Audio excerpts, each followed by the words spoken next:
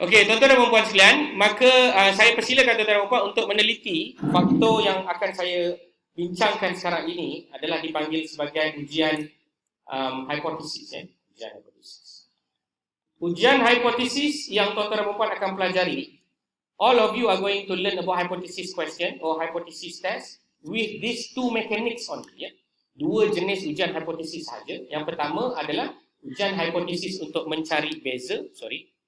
Thank you for your highlight. Mencari perbezaan, differences.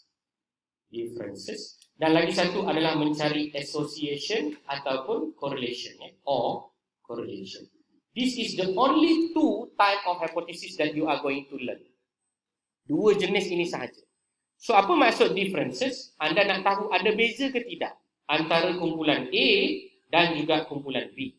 Antara kumpulan A, B dan C. Antara kumpulan A, B, C, D. Faham ya? Jika ada perbezaan kepada kumpulan-kumpulan ini, maka ianya kemungkinan merupakan salah satu faktor yang menyebabkan DV itu berlaku. Contoh, sekejap lagi kita akan cuba buat ujian. Ada tak perbezaan skor antara lelaki dan wanita? Jelas? Jelas tak? Kenapa saya nak buat perbezaan lelaki dan wanita? Soalan saya, maknaha al-lelaki wal perempuan, kita cari beza dia. Kenapa nak tahu beza lelaki dan perempuan dia punya skor? Siapa boleh jawab soalan ni? Nak tahu siapa lagi pandai, betul? Maknanya kita nak tengok ada tak something to do with the gender that may influence the male or female. Perhaps some of this nature that God create them much more knowledgeable with regard to the statistics or otherwise. Faham ya? Kalau berbeza, contoh takdir Allah, sekejap lagi kita run, berbeza lelaki dengan perempuan. They are different between male and female. What we can say? Kalau ada beza, apa nak cakap? Pandai. Maknanya jantina ni adalah faktor yang menyebabkan ianya berlaku perbezaan. Dengan kata lain, jantina is going to be analysed more. Faham ya? Maknanya kita akan analisis yang kedua pula lah. Tengok ada berkaitan tak? Mula-mula kita nak tengok ada beza tak? Contoh paling mudah, kelas kita hari ni, saya dah tahu ada lelaki, ada perempuan. Kita nak tengok lelaki dengan perempuan, siapa yang lebih knowledgeable. Contoh, katakanlah ada beza. Lelaki dengan perempuan ni ada beza. Siapa saya tak tahu. Sekejap lagi kita analyse, baru kita tahu. Let's say ada beza. So, apa yang kita nak buat? Kita akan gunakan faktor lelaki dan perempuan ini kepada analisa lanjutan. Analisa lanjutan pula nak tahu apa? Nak tahu perkaitan. Apa dia? Kaitan. Itu dia punya cara. Faham? So, kalau anda ada 9 IVs, kemungkinan tak semua yang ada perbezaan. Betul? Kemungkinan last sekali anda akan nampak mungkin ada 3 sahaja variabel yang berbeza. That's why 3 variabel ini akan dibuat ujian perkaitan. Kan kita ada umum, kita ada jantina, kita ada higher education dan lain-lain. Okey, itu kalau ada beza. Kalau tak ada beza, lelaki dengan perempuan knowledge sama. Maksudnya apa? Maksudnya gender bukan satu faktor yang bakal mempengaruhi statistical understanding diorang. Baik kamu lelaki ke, kamu perempuan, kalau kamu pandai, kamu pandai. Kalau tak, kamu memang tak pandai lah. Dan kedua-duanya adalah sama. Itu yang dipanggil sebagai, is there any statistical difference or is there any no statistical difference? Ya? Yang itu yang kita akan buat sekejap lagi. So, kembali balik kepada perbincangan kita, kenapa kita perlu buat ujian normality. Ya? Ujian normality kita perlu tentukan sebab kita nak tentukan type of test. What kind of testing that need to be used. Ya? We have 2 different type of test. Ya. Pertama dipanggil sebagai parametric dan yang kedua dipanggil sebagai non-parametric. Dan each time that we want to perform the differences test, we need to understand about the N ataupun K, iaitu kumpulan. We want to know what kind of data that you want to compare with. For example, we have N is equal to 1. Maknanya kita ada kumpulan sama dengan 1. Kita nak tengok skor statistik tuan-tuan dan puan-puan jawab hari ini, adakah sama dengan standard yang ditetapkan oleh BPL ataupun melebihi ataupun kurang? Saya nak tanya.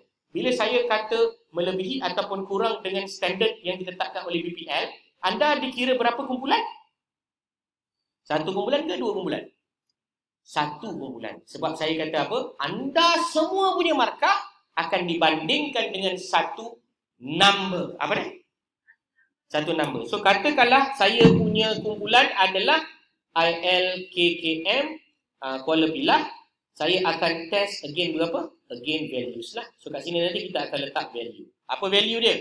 Nanti saya akan tengok dekat dalam literature. Contoh. Jadi itu dipanggil satu kumpulan. Dan data ini kena tengok dianya bertaburan normal ataupun tidak. Kalau data ini bertaburan normal, maka ujiannya dinamakan sebagai parametrik. Ya? Ini kalau untuk data yang normal. Okey, untuk data yang tidak normal, kita akan gunakan ujian apa dia? Non-parametrik. Faham ke tak faham?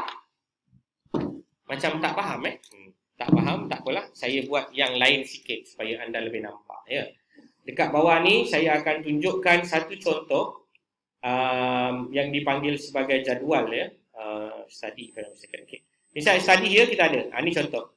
Jika data kamu normal, maka ini ujian dipanggil sebagai parametrik. Kalau tak normal dipanggil sebagai non-parametrik. Okay. So, kumpulan sama dengan 1. N is equal to 1. N is equal to 1 ni maksudnya test against standards. Ya? Yang ini dipanggil sebagai test against standard. Test against standard. So, dia ada nama-nama dia.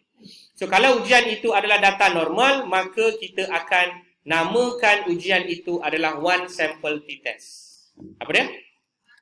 One sample t-test. One sample t-test ni, dia adalah satu ujian untuk menguji mean populasi terhadap satu nombor. Kejap lagi kita akan buat. Kena buat terus.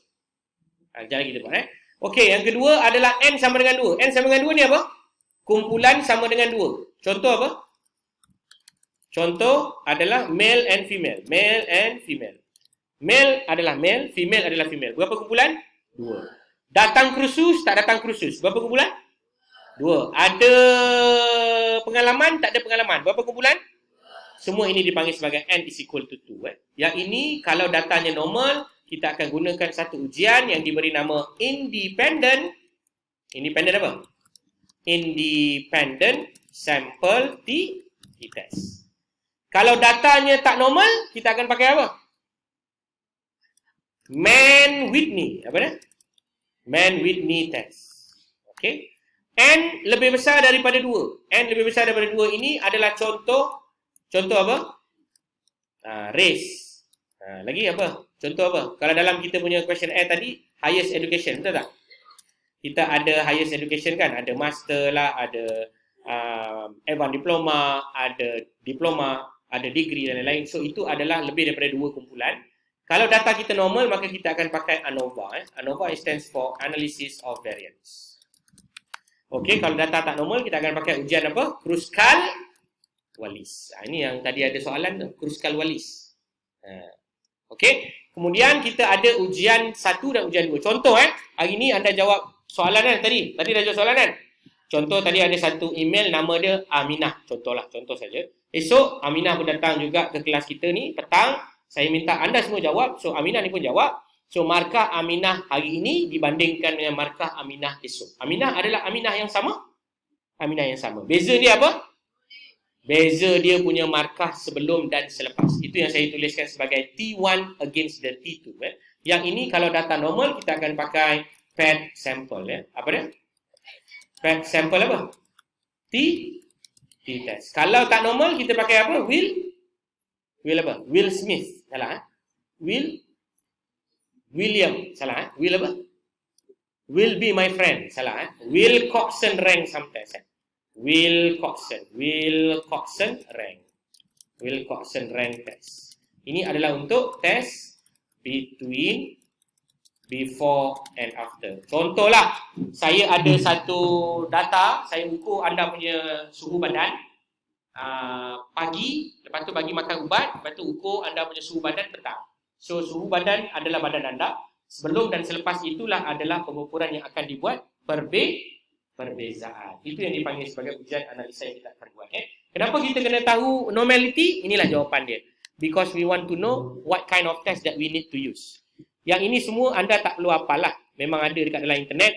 Kalau anda tengok dekat dalam nota saya ni pun memang berlambak. Dekat dalam saya punya video pun dah banyak cerita pasal benda-benda ni. Again and again, I'm going to keep repeating it. Namun tuan-tuan dan puan, jika terlupa, jangan lupakan demikian kerana ianya akan dibantu di dalam SPSS.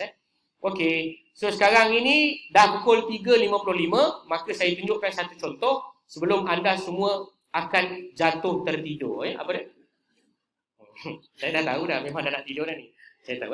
Okey, kita akan cuba buat dua example. Example dia sangat mudah. Saya minta tuan-tuan dan puan cuba lihat apakah terdapat perbezaan antara mean bagi skor yang kita kutip tadi dengan standard yang ditetapkan oleh Kerajaan Persekutuan, iaitu skor minimum bagi ujian statistik hari ini dan esok adalah 65. Berapa? Berapa saya punya cut off? Tuan-tuan dan puan sekalian? Saya punya ujian statistik mestilah melihat kepada 65. Maknanya dia mesti sama dengan 65, sama ada lebih ataupun kurang. Okey, faham ya? Ini dipanggil sebagai apa dia? STT, standard. Ya. Dia ada ujian hipotesis dia lah, dia ada 5 step. Yang itu saya tak ceritakan sekarang sebab saya tengok anda semua dah mula kicap. Esok saya bawa cerita lah. Jadi kita tak nak cerita panjang. Marilah kita sama-sama berehat seketika. Ya, boleh? Kita berehat seketika bersama KitKat.